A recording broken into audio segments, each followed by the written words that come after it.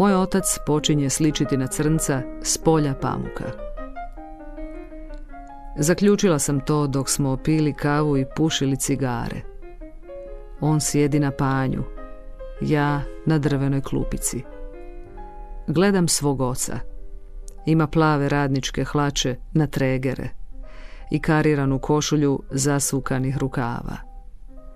Na nogama ima radničke cipele koje svi zovemo bakanđe, mada uopće ne izgledaju tako opasno. Više sliče na cipele Charlija Chaplina, onako nezgrapne i smiješne. On je skroz crn, moj otac. Toliko je crn da je izgubio svaku nit povezanosti s nama, bijelom rasom. Jedino ga plave oči odaju da nije crnac. Ali to se ne kuži od prve, pa ako netko iskuži, mislit će da je on neka nova egzotična vrsta crnca. Sviđa mi se to u vezi mog oca. Nisam rasist i nemam ništa protiv da mi se otac pred starost pretvori u crnca.